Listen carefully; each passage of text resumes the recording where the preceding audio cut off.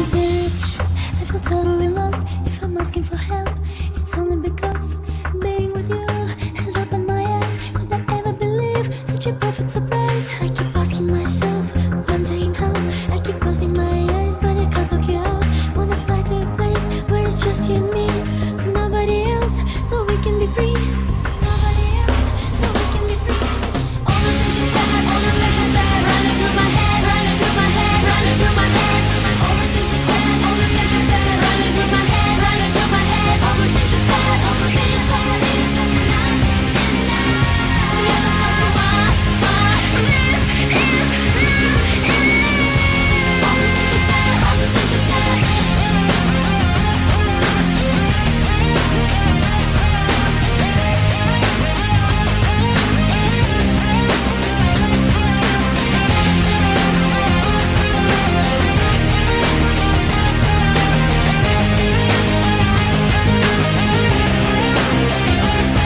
And I'm all mixed up, feeling cornered and rushed. They say it's my fault, but I want it so much. Wanna fly away, but the summer rain coming over my face, wash away all the shame. But I stop and stare, don't worry me, cause I'm feeling for her what she's feeling for me. I can try to pretend, I can try to forget, but it's driving me mad, going out of my head. Running through my head, running through my head, running through my head. All the things you said, all the things you said, running through my head, running through my head. All the things you said, all the things you said.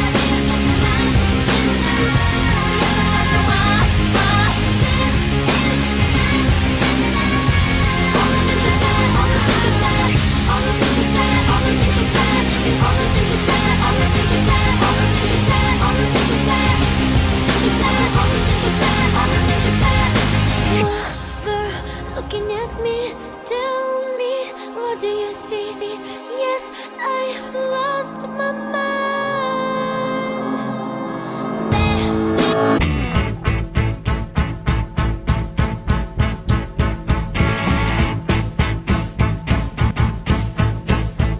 I'm breathing good air through good lungs with a good heart beating.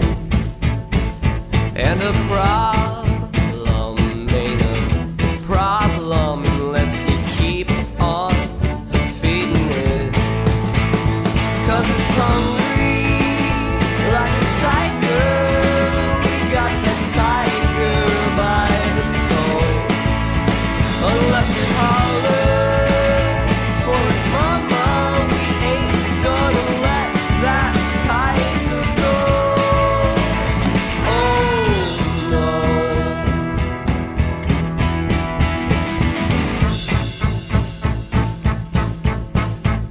I'm breathing good air in a warm home. It feels holy watching the snow and the flat lines, and our true loves are the two sure things we know. And we feel lucky like a penny that some penny pinchers say. We could get dropped in the gutter and still make somebody's day. Hey, hey.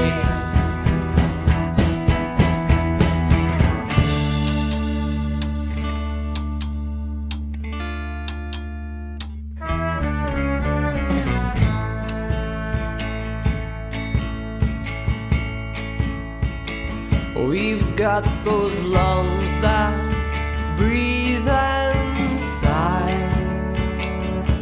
Please just give me the truth and a warm place to lie. And unflinching, I'll give you the best years of my life.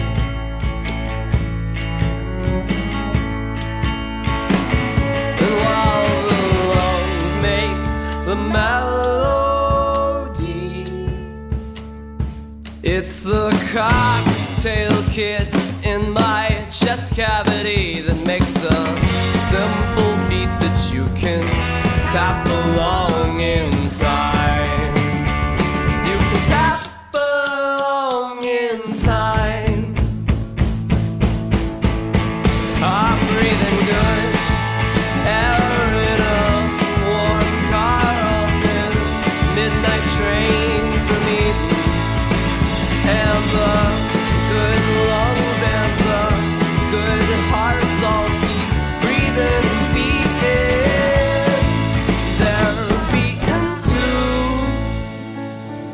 4, 6, 8, as they count up their blessings and the things they appreciate. They're beaten to 4, 6, 8, as I count all the ways I love you and the things I appreciate.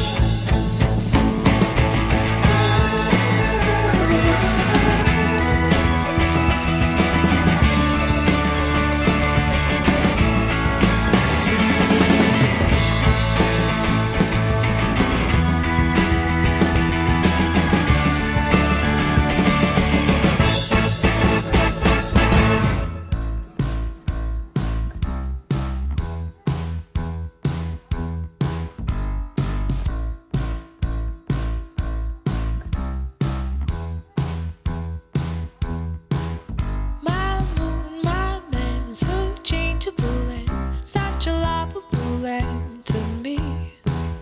My cat, my coat, leave on a high note.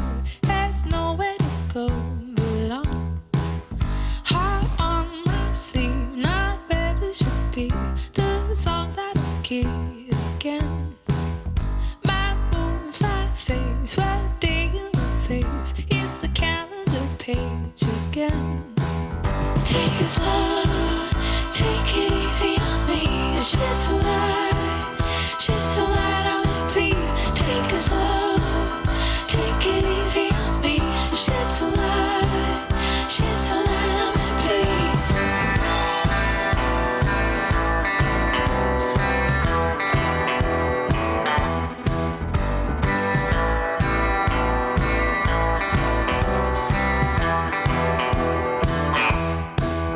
My moon and me, not as good as we've been. It's the dirtiest clean, I know.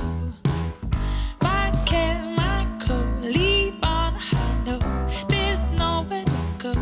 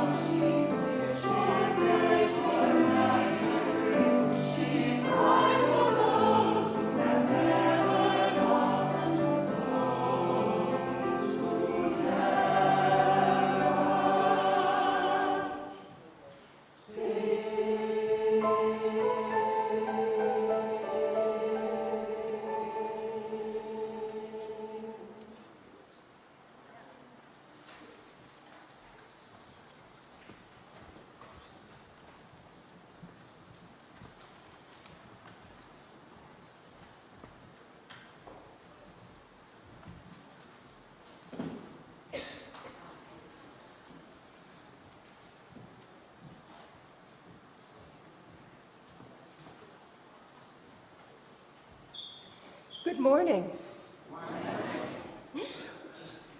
Welcome to First Parish in Needham, a Unitarian Universalist congregation.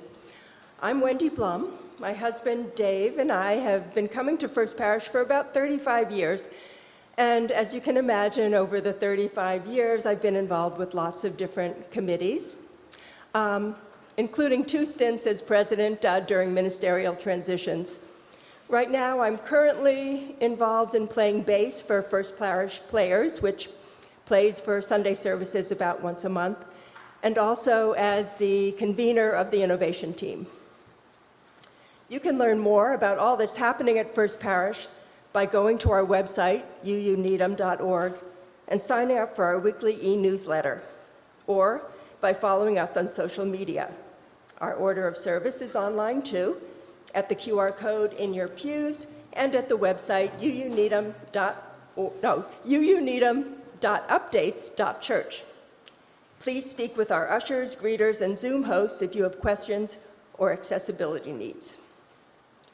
At First Parish, we covenant to live out our shared values of the inherent worth and dignity of every person, respecting the earth and co-creating beloved community. Whoever you are, we welcome your individual perspectives here. The First Parish community is very special. Through my involvement here, I've made longtime friends and learned a ton about leadership, spirituality, religious history, and about the joy of joining with others on social action projects that really make a difference.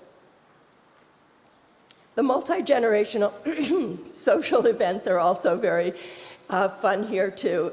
And today I want to personally invite you to the annual church picnic right after the service in Parish Hall. And there'll be plenty of food, so don't worry if you forgot to bring something to share. There'll also be games for the kids led by Priscilla Mullen. So welcome again to everyone here in the building and online. We're so glad you're here, and see you at the picnic.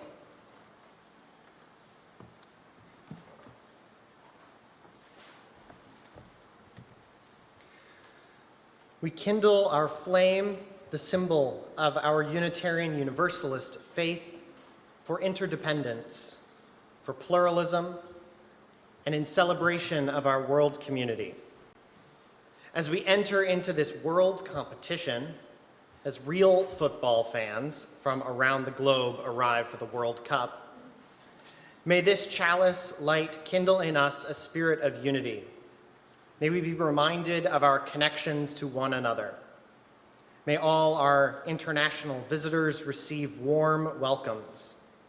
May all the players be safe from injury and avoid red card behaviors. They're not doing so well at that so far. May we be filled with love and joy. We light our chalice this morning in honor of the highs, the letdowns, and the surprises in store for this World Cup. Thank you, John, for our special chalice lighting. Can you believe it? They didn't have one on the internet for UU chalice lighting specific to soccer, football. Our opening hymn, Blue Boat Home, has a traditional hymn tune with modern lyrics from Euro-American singer-songwriter Peter Mayer.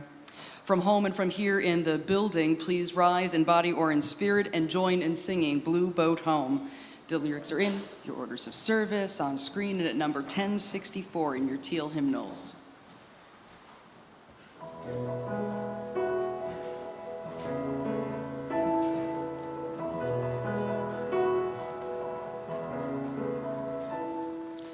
Though below me I feel no motion, standing on these mountains and plains, far away from the rolling ocean, still my cry the Lord can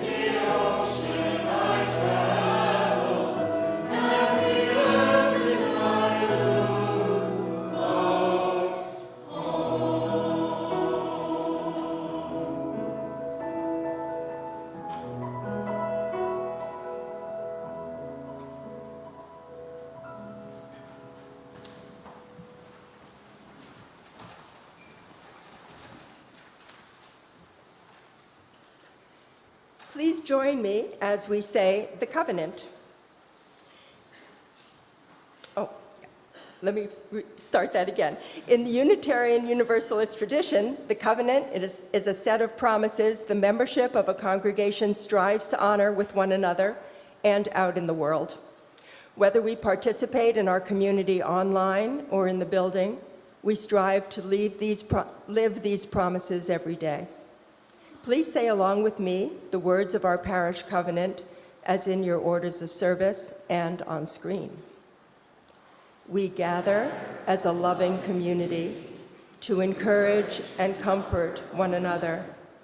We gather as a diverse community to support each other in our search for spiritual truth. We gather as a service community to live our beliefs through action and care for our world. This morning, we joyfully honor our graduating high school seniors with a rite of passage called bridging that is celebrated this time of year in many Unitarian Universalist congregations.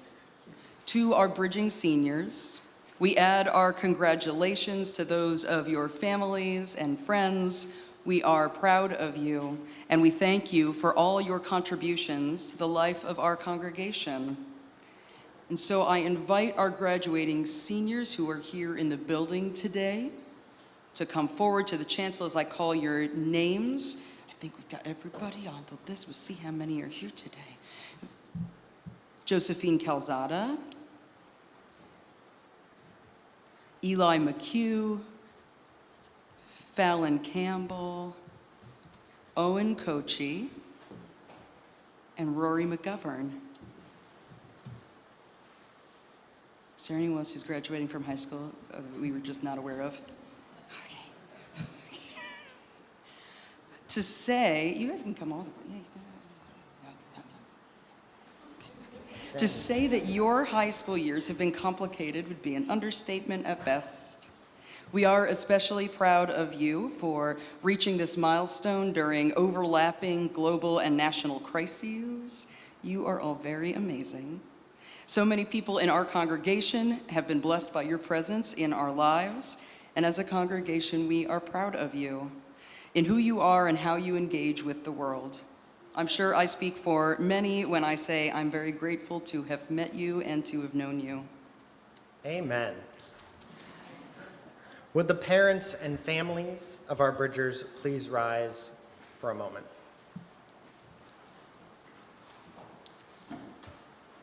You have been blessed with the privilege of raising these impressive young people and providing them with a strong foundation of love that will take each of them far along their life's journey. You have also entrusted this church community with the task of supporting you and them. We thank you for sharing your children with us for many years, and we have been blessed by those relationships. Thank you, thank you, thank you.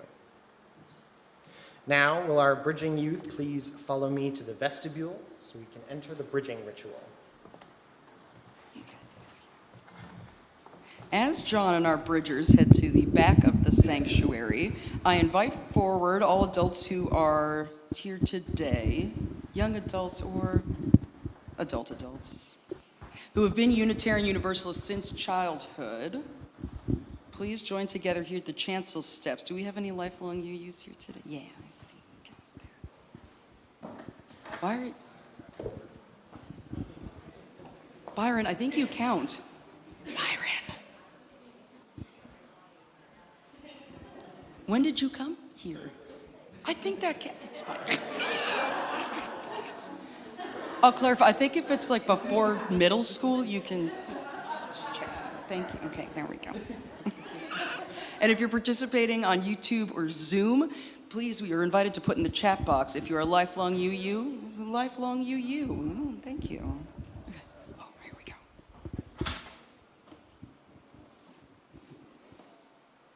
We now invite folks still in the pews to raise their arms above or towards the center aisle of the sanctuary, creating an archway for these youth to pass under.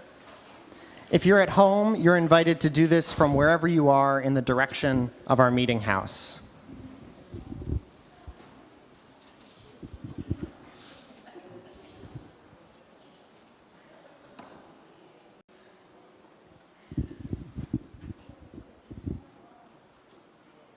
Now, Bridgers, we're going to ask you to proceed under this archway and over this bridge.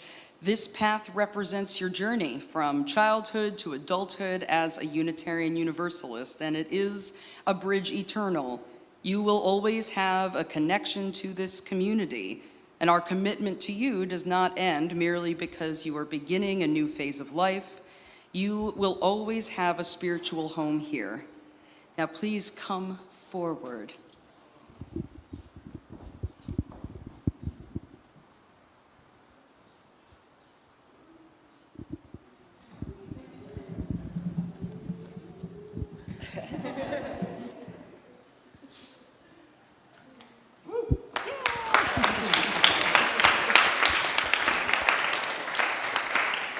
Welcome here today, Joe, Owen, and Rory, to this community of lifelong UUs. We celebrate your presence among us and in the world, and may you serve as a reminder that we indeed raise young people who will carry the torch of our faith throughout their lives. When we dedicate a child, we often bless and give that child a flower without any thorns. We remove those thorns, hoping, for a while at least, that we can protect a child from all that can hurt in life, as life unfolds for them as a flower bud unfolds each petal in time. Now, as high school and senior youth group graduates, you are at the other end of childhood, and it seems fitting once again to give you a flower. This time, though, it's not a bud preparing to bloom, but a rose in its full blossom. And this time, the thorns are there. They are truly, it's from my garden. They're very pokey. We're not completely leaving them unprotected at all. There's symbolism to the paper towel going around them as well, of like, we continue to provide support. But the thorns are still there, not because we intentionally want to inflict pain, but because we can no longer protect you from the hurts and disappointments of adulthood. And as young adults, you may not need our protection in the same ways that you once did when you were children. However, we will always be here to journey with you, to listen with you, and to support you in the ways that this community is able, just like the paper towel.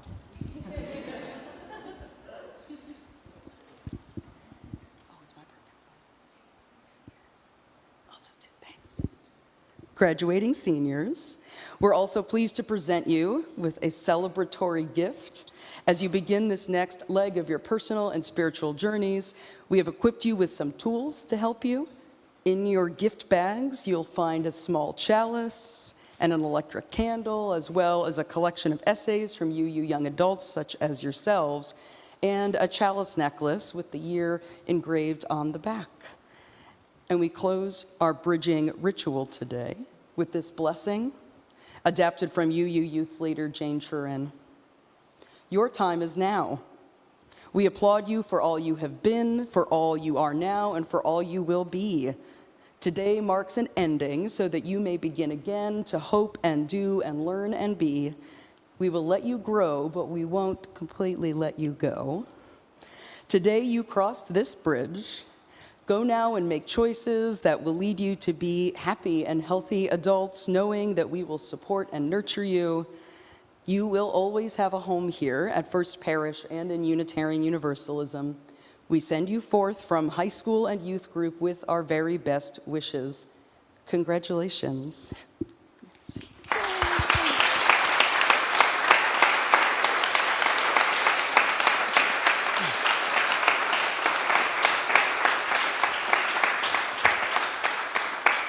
And as our kids follow John and their religious exploration teachers for their last class of the regular church year, actually, please join in singing Long Time Son as in your orders of service and on screen.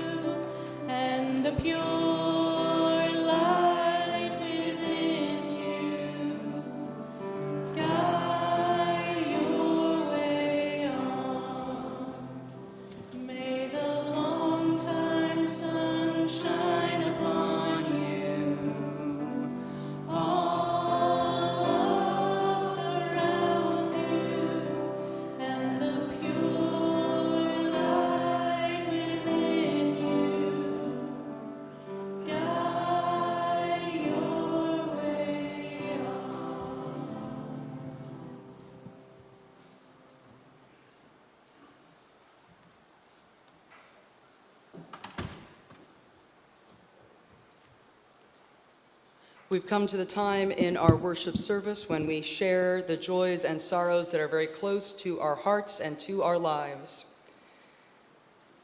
This year, we've been offering many different experiments with how we do this during our Sunday services. For those of you who have been coming regularly, you'll know that we've been collecting feedback, and now, for anyone who's here in the building, you'll be able to come up and share your joy or sorrow as I light a candle for you. You can also always come up here to offer a candles card, write it down so that I can speak it for you, or you can email at candles@uuneedham.org ahead of time so that I can share your candle with the congregation. At any time, all are also welcome to write a silent joy or sorrow down in our book of life. And so if you are here in the building, you're welcome to come forward to the microphone, share your name, pronouns, and your joy or sorrow as I light a candle for you. And so please now come forward.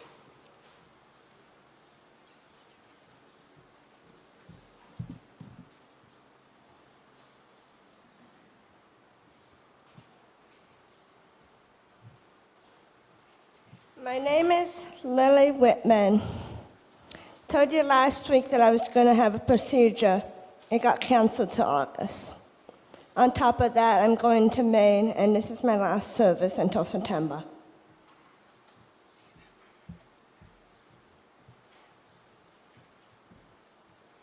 I'm George Rapold. My pronouns are I, me, and mine. Those other pronouns are pronouns other people may use about me, but I don't. What should they use then, George? Not my job to tell them. Is your job George? No, it isn't. Okay. My cat, Tika, died this Friday morning.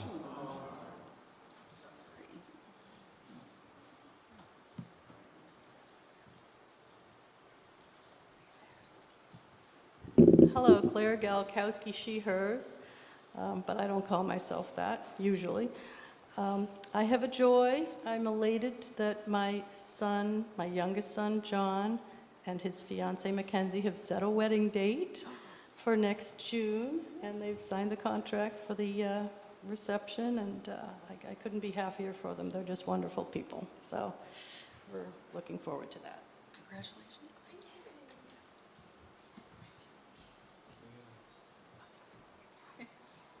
My name is Byron Dorfer. And Sasha Gaden Treslow, she, her. He is. And we work in the youth group, and we are celebrating a joy of our graduating seniors, Rory, Owen, Joe, Fallon, who's not here. We are so happy to have spent these last couple years with you folks going through the youth group. As has been alluded to, things have not been easy for you folks going through this time or for the youth group. And you three in particular who are graduating today are a big reason that this group still exists, because you stuck with it and you showed up to these meetings. And this group is on its way back to the strength that it once was when I was in high school, when Sasha had her youth group, thanks to your work and your perseverance. And it has been such a joy to have all of you in our youth group over these last several years, to get to know each of you, to get to see you grow up so much, so quickly. And we are just enormously proud of you. And so please do not be strangers going forward, but we are overjoyed to see you go through everything that you went through today.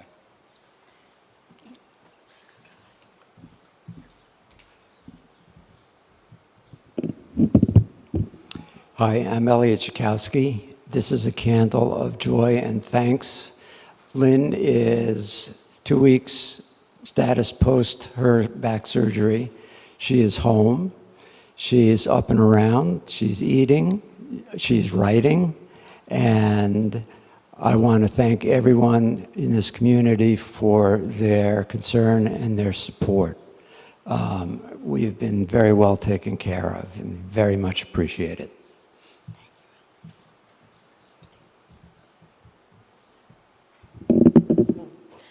I'll stand on my tippy toes. Margot Tarasov, she, her. Okay. This is a joy I want to share. Donald's name has come off of our wonderful Kennedy Center for the Arts. Yes.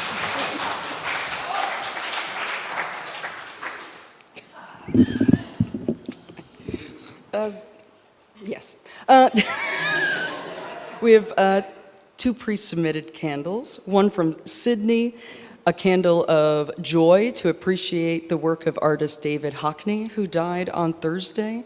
His work touched her soul repeatedly. And then a candle of concern. He will certainly be a loss to all who knew him.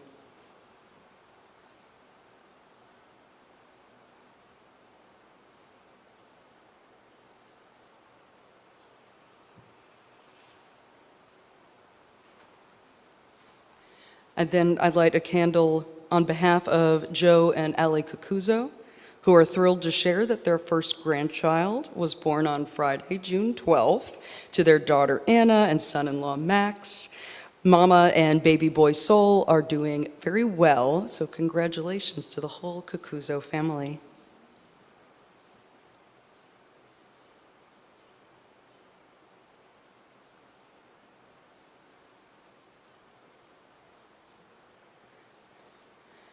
Thank you all for sharing your joys, sorrows, and cares for the world. I'm going to light two final candles. One is a note to our adult enrichment team. We clearly need more education on why we do the pronouns thing, don't we? We'll bring them back. And then, for all the joys and sorrows that remain silent in our hearts, for the prayers of our neighbors near and far, we'll light one final candle.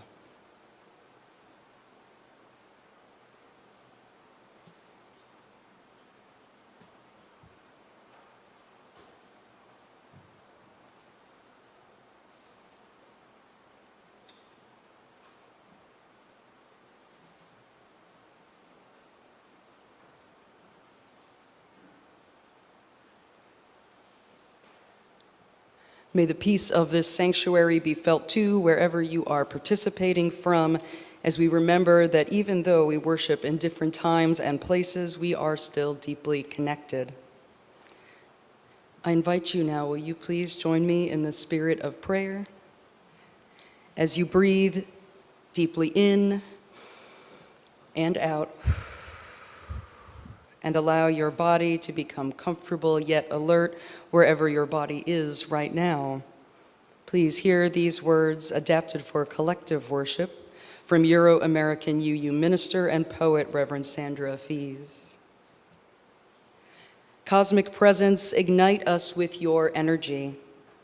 Let us be filled with the radiance of suns and stars, rising along morning's rim and setting in the evening's cool.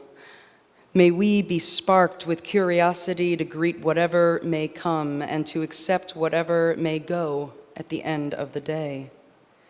Let us not slip into the routine or be consumed by the mundane.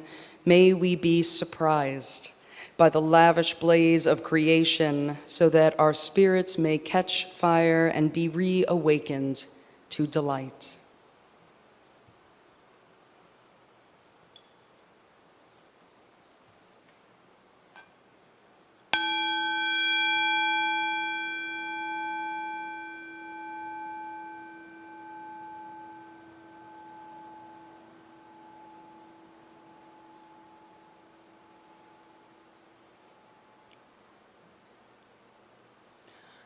Amen. Please remain seated and join in singing our meditative response, Gathered Here 3 times through. The lyrics are in your orders of service on screen and at number 389 in your gray hymnals.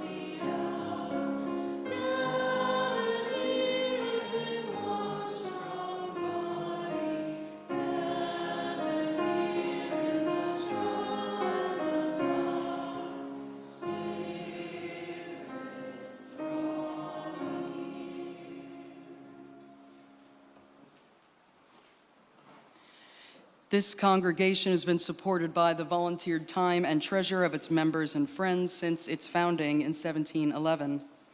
This is the time during our service when we, the modern stewards of the church, offer what we can to build and sustain the congregation and the world we envision. For the month of June, we're sharing our collections 50-50 with Out Metro West.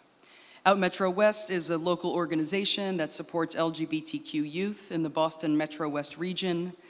They provide education and fellowship through small group programming, NOVA for LGBTQ young adults, PRISM for all LGBTQ high schoolers and their allies, Umbrella for trans and gender nonconforming high schoolers and middle schoolers, Nexus for all LGBTQ middle schoolers and their allies, Shine for gender expansive elementary age children, and Glow for all LGBTQ elementary school aged kids.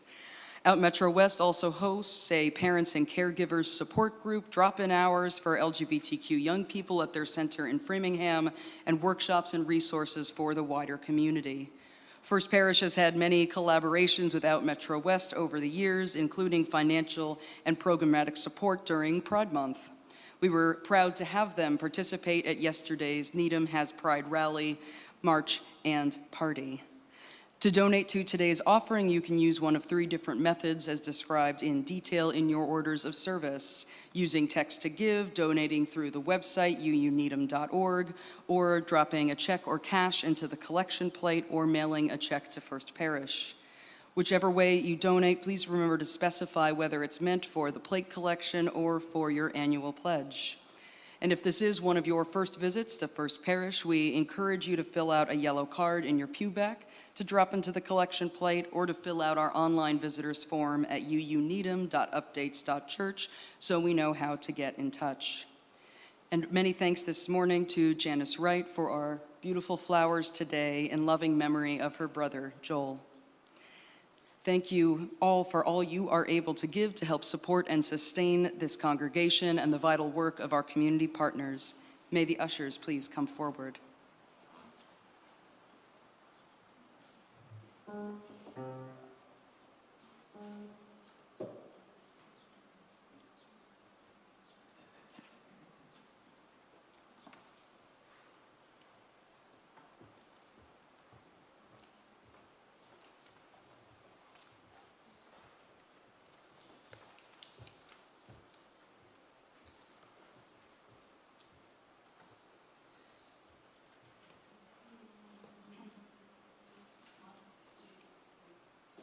I am, you are me.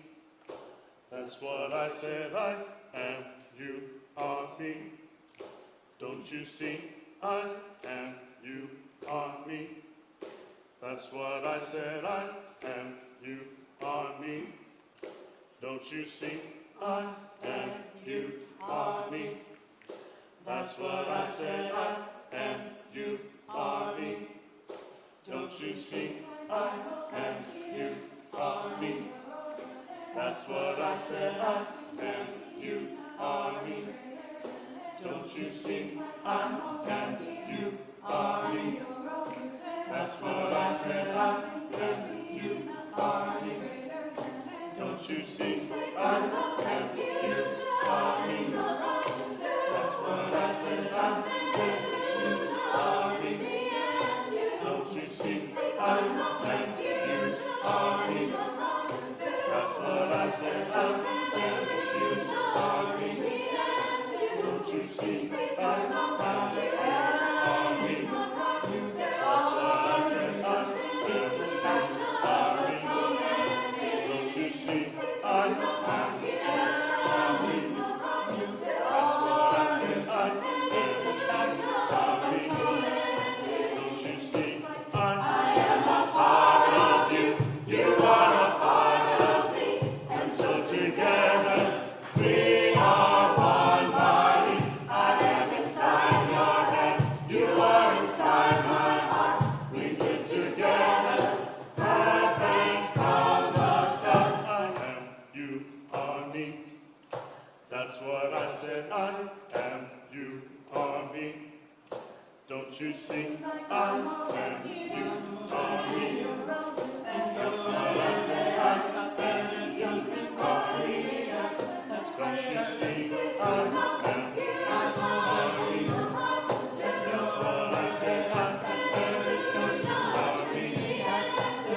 just means I am you are me. That's what I said, I am you are me. Don't you see, I am you are me.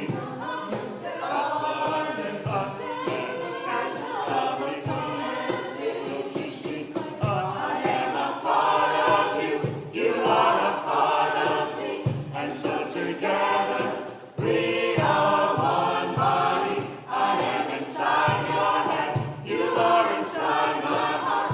We fit together, perfect from the start. I am a part of you, you are a part of me, and so together we are one body. I am inside your head, you are inside my heart. We fit together, perfect from the start. I am a part of you, You are a part of me, and so together we are one body. I am inside your head, you are inside my heart. We fit together, perfect from the start.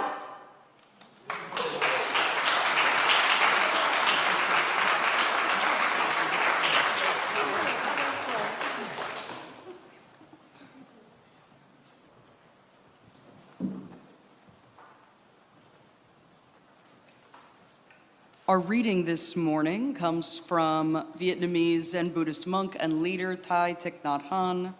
This is an excerpt from his book, Peace is Every Step, from a section about the dangers of the media we consume, leaving our fate, our nervous systems, and our minds and our hearts in the hands of sensationalist producers in search of easy money. That was also a quote. Thai wrote, "We must be very careful to protect our fate and our peace. That does not mean shutting all of our windows, for there are many miracles in the world we call outside. Open your windows to these miracles. Look at any one of them with the light of awareness. Around us, life bursts forth with miracles: a glass of water, a ray of sunshine, a leaf, a caterpillar, a flower, laughter and raindrops. If you live in awareness, it is easy to see miracles everywhere. Each human being is a multiplicity of miracles: eyes that see thousands of colors, shapes and forms, ears that hear a bee flying or a thunderclap, a brain that ponders a speck of dust as easily as the entire cosmos, a heart that beats in rhythm with the heartbeat of all beings. When we are tired and feel discouraged by life's daily struggles, we may not notice these miracles, but they are always there. Have a look at the apple tree in your yard. Look at it with complete attention. It is truly a miracle. If you notice it, you will take good care of it, and you too are part of its miraculousness. Even after caring for it for only a week, its leaves are already greener and shinier. It is exactly the same with the people who are around you. Under the influence of awareness, you become more attentive, understanding, and loving, and your presence not only nourishes you and makes you lovelier, it enhances them as well. Our entire society could be changed by one person's peaceful presence. The sights and sounds of the world are not your enemies. Your enemy is forgetfulness, the absence of mindfulness." Here ends our reading. During my first spring as minister here at First Parish, I signed up to co-chaperone the annual youth group service trip during April vacation week.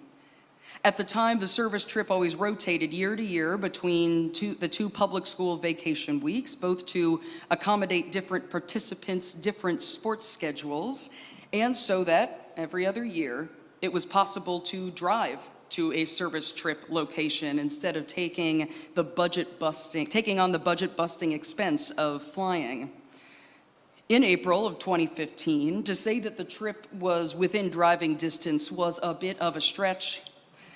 The four chaperones split up between two minivans to take on the challenge of the 14-hour drive time south.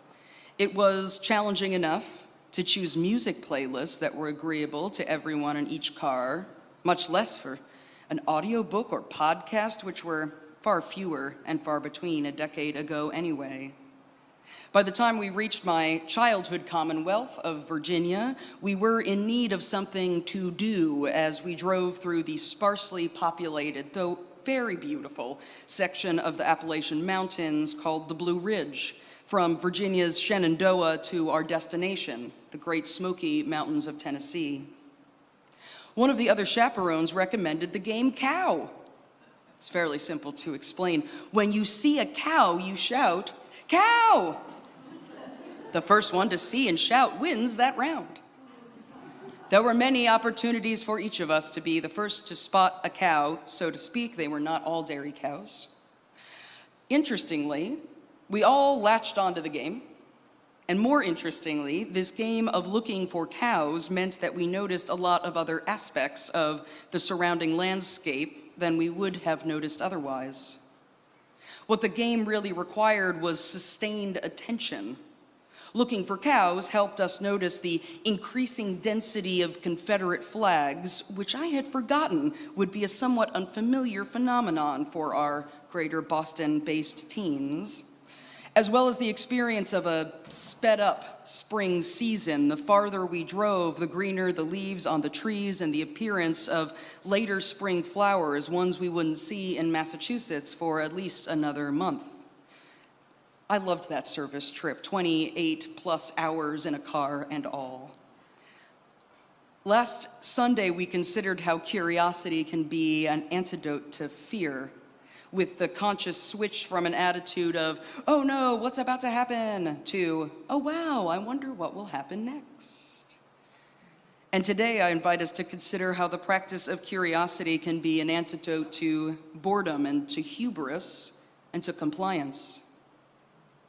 For many people, their practice of curiosity declines as they age.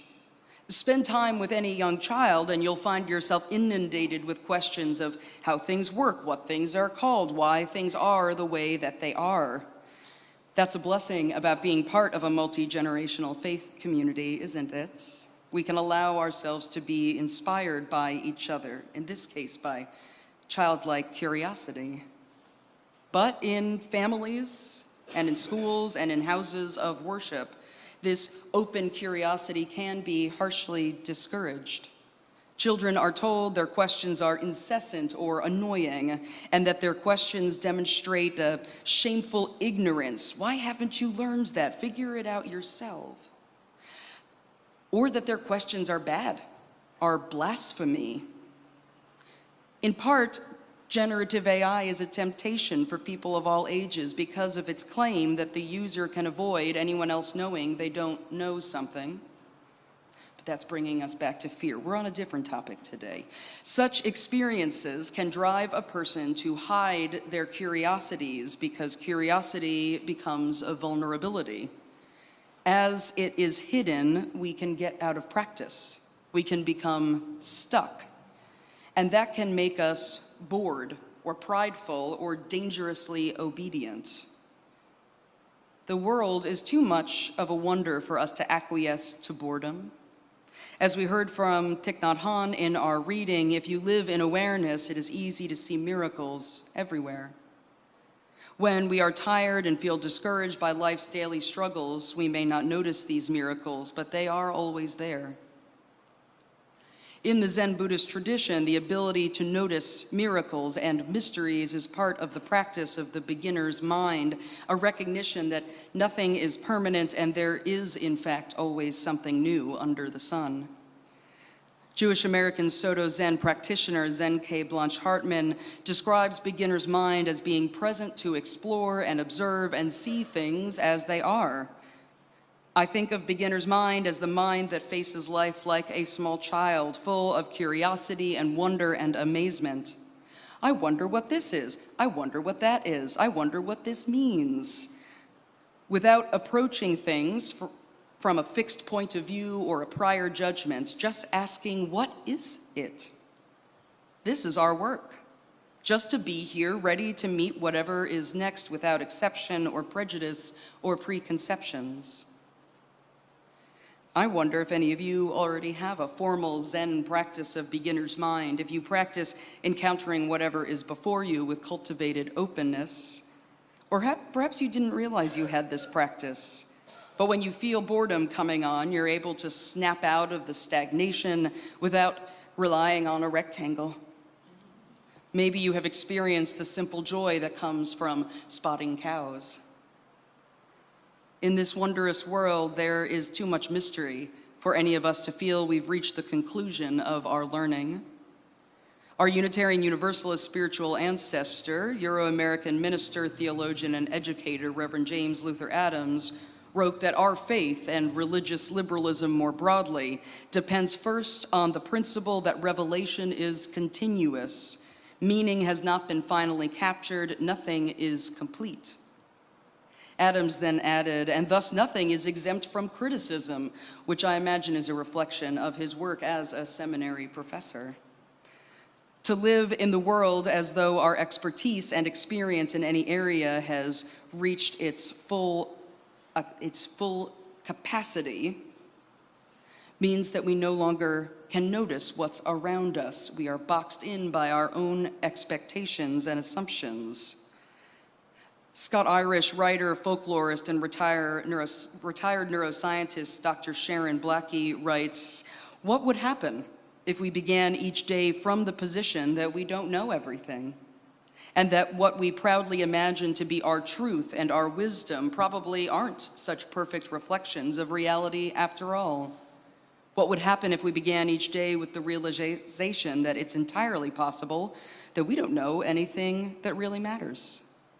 If we could only cast aside our categorical certainties, wouldn't that make each day into a genuine adventure? Wouldn't we be filled with curiosity, with all that childlike awe and wonder we lost such a very long time ago? Wouldn't a day like that be so very much richer, so very much more beautiful, so very much wiser? I've always believed that true growth and true transformation begin with the recognition that reality is radically different from and vastly more interesting than what we've been told to believe. What we've been told to believe. Last, I want to consider how curiosity can be an antidote to compliance, acquiescence, submission. English science writer Dr. Philip Ball has studied the history of science and interest, the human interest in acquiring more knowledge, and how in European societies this was stymied for centuries by rigid dogmatic religion.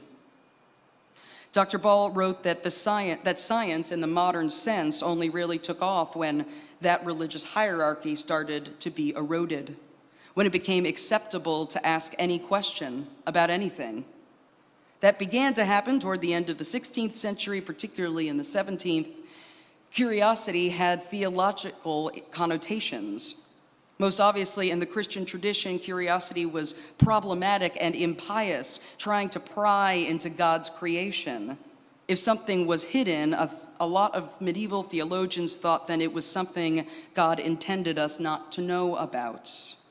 The position of a lot of those theologians was that there was no need to be curious because everything we needed to know was in the scriptures or in Aristotle and Aquinas, which had acquired the status of quasi-scripture.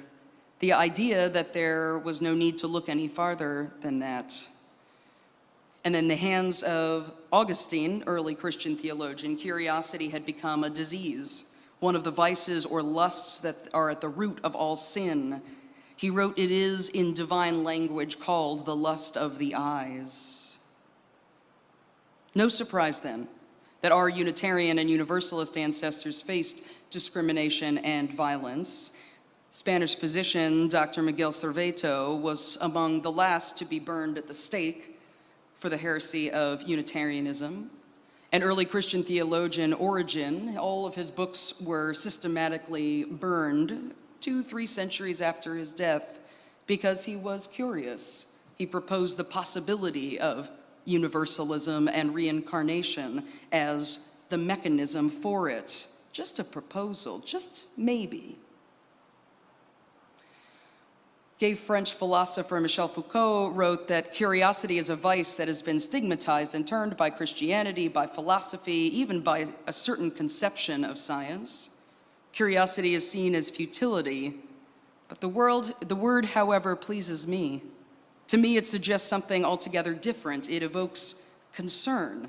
It evokes the care one takes for what exists and could exist, a readiness to find strange and singular what surrounds us, a certain relentlessness to break up our familiarities and to regard otherwise the same things, a fervor to grasp what is happening and what passes, a casualness in regard to the traditional hierarchies of the important and the essential.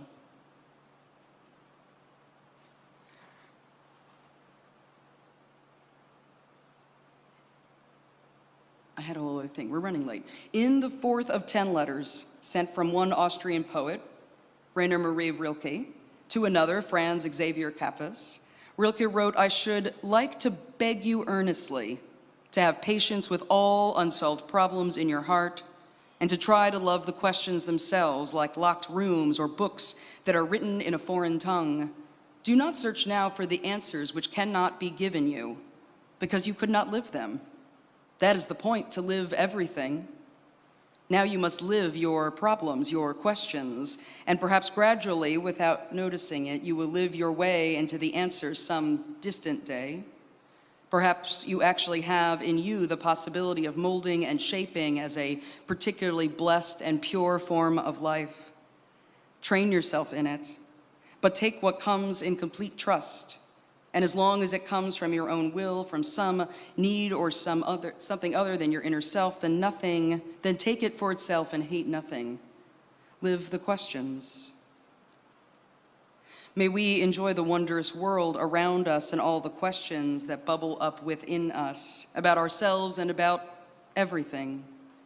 May we not seek eternal answers, but instead ever more complex and engaging questions.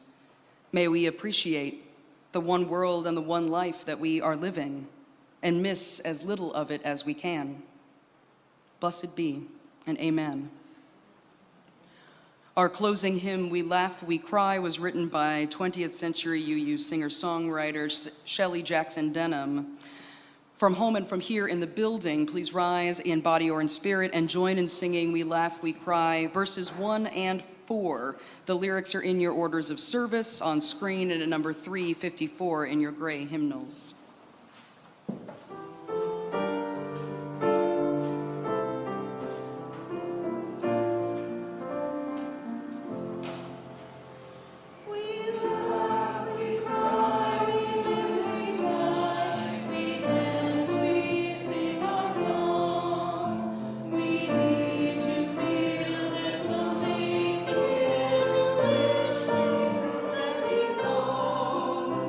We need to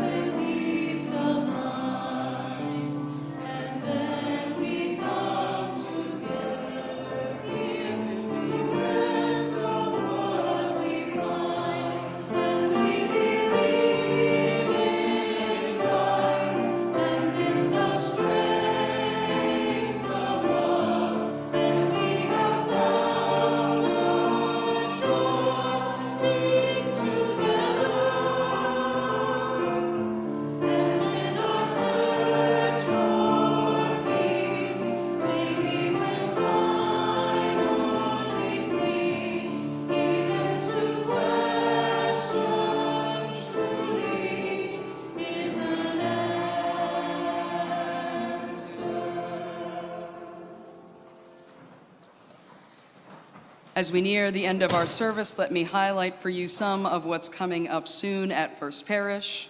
All are welcome at our social hour after the postlude, both online and on site. For those of you on site, as you already heard, you're in for a special treat, our annual all-church potluck picnic. You'll find a bounty of food and beverages in the parish hall and games outside, I believe, that our RE assistant and member Priscilla Mullen has set up for kids of all ages. Many thanks again. She's already left, but she'll hear this in the parish hall. Many thanks to Wendy Blum and our amazing Friends of Social Hour team for bringing this whole picnic together. Our parish administrator, Susanna Whitman, would like to remind all of us, all of the lay leaders as well, that if you want a recent expense to go on this church fiscal year and not on the 2026-2027 fiscal year that begins July 1st, oh, how unusual, it's in the middle of the year, requests for reimbursements need to get to Susanna by this Wednesday, June 17th. That's why I made an announcement about it in case you missed it in the bell notes, because by Thursday it's too late. Next Sunday, June 21st, will be our last regular Sunday service here in the sanctuary until the fall. Next Sunday, we'll have an interesting combined service of our traditional flower communion at 10:30 a.m. I won't bring these up. 10:30 a.m., we'll have a shortened worship service with our flower communion, and then the National UUA General Assembly Sunday service begins live streaming at 11 a.m. Thanks to our AV team, our worship committee, we'll have the General Assembly service streaming both here in the sanctuary and in the parish hall. And thanks to our Friends of Social Hour team, we'll have some brunch foods available in the parish hall during that second service. So next Sunday, please remember to bring a flower or two to share and plan to stay for brunch and for this nationwide worship service. Our summer Sundays in the parish hall begin June 28th, when we'll welcome our summer pastoral care provider, Emily Milkek, to preach. You also may have heard that we're launching a summer worship consortium, splitting hosting duties for the summer Sunday services with UU Wellesley Hills and receiving support and additional participants from First Church and Parish in Dedham. It's an exciting experiment, and I hope that if you're in town on a summer Sunday, you'll participate. The first two are here, which makes it very easy for us. You just come here and you'll see the signs. You'll be like, oh, right, in a couple of weeks, it'll be in Wellesley. Woo. It's a wild time. You can find details about all our upcoming events by subscribing to our e-newsletter, The Bell Notes, which you can also find in our online order of service at uuneedham.updates.church. We always extinguish our chalice with words promising to carry its flame in our hearts until we are together again. Please join me from home and here in the building in saying those words written by UU minister, Reverend Elizabeth Sally Jones. We extinguish this flame, but not the light of truth, the warmth of community, nor the fire of commitment. These we carry in our hearts until we are together again. As we close our worship today, take these words from 13th century Sufi Muslim mystic Jalaluddin Muhammad Rumi with you as a benediction. Stop trying to be shrewd and allow yourself to be bewildered. Shrewdness leads to skepticism, but when you are bewildered, you'll be gifted the clarity of sight. Our service begins when our service ends. Blessed be, and amen.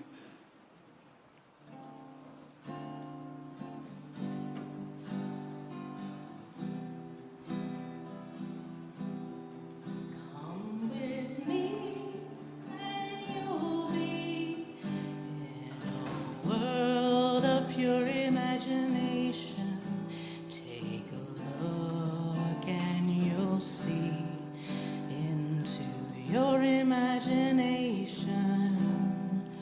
We'll begin with a spin, traveling in the world of my creation.